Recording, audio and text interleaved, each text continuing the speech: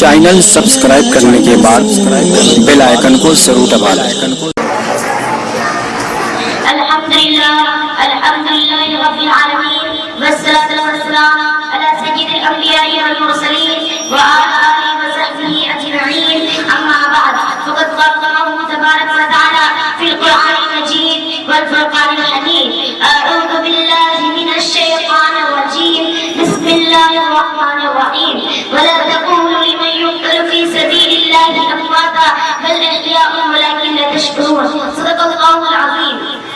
محترم حضرات، محرم، رجب، ذی قعدہ اور ذی الحجہ یہ چاروں عظمت اور حرمت والے مہینے ہیں۔ زمانہ جہالت میں بھی ان مہینوں کو محترم سمجھا جاتا تھا اور ان میں جنگ اور قتال کو حرام جانتے تھے۔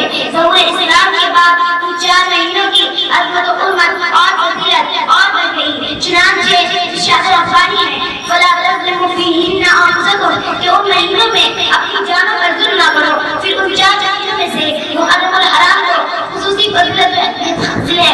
نبی کریم صلی اللہ علیہ وسلم نے ارشاد فرمایا افضل الصیام بعد رمضان شهر اللہ المحرم، کہ رمضان کے بعد محرم الحرام کے روزوں کی فرضیت کے مہینوں سے افضل ہے۔ ایک دوسرے محمد نے ارشاد فرمایا من صوم یوما من المحرم فلو بكل یوم 30 یوما، یعنی ایام محرم میں سے دوسرے مہینوں کی 30 ایام کے برابر ہے۔ حضرت عائشہ صدیقہ رضی اللہ عنہا سے مروی ہے کہ رمضان مبارک کے روزوں کی فرضیت سے پہلے عاشورہ کا روزہ نبی کریم صلی اللہ علیہ وسلم پر فرض تھا، لیکن رمضان مبارک کے روزوں کی فرضیت کے بعد ایک قوم کی توبہ اللہ تعالیٰ نے قبول فرمائی اور دوسری قوم کی توبہ قبول فرمائے گا۔ محترم سامعین کرام، حضرت آدم علیہ السلام نے بھول کر شجرے ممنوعہ کا پھل کھایا اور جب اپنے خطا کا تنبہ ہوا تو کئی برس تک یہ دعا مانگتے رہے ربنا ظلمنا انفسنا وان لم تغفر لنا وترحمنا لنكونن من الخاسرین۔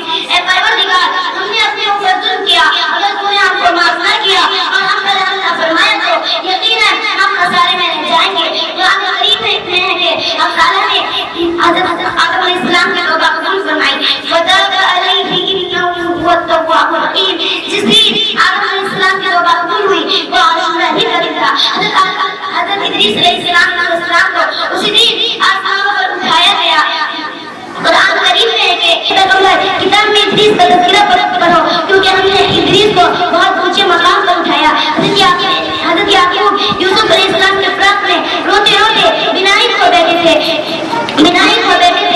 وہی عاشورہ ہی کا دن تھا جب یعقوب علیہ السلام کی بنائی لوٹ کر آئی۔ ایک روایت ہے کہ حضرت یعقوب اور اس کے بیٹے حضرت یوسف علیہ السلام کی طویل جدائی کے بعد عاشورہ ہی کے دن ملاقات ہوئی۔ میں انہی چند باتوں میں اپنی تقریر ختم کرتی ہوں۔ وما علینا الا البلاغ۔ السلام علیکم۔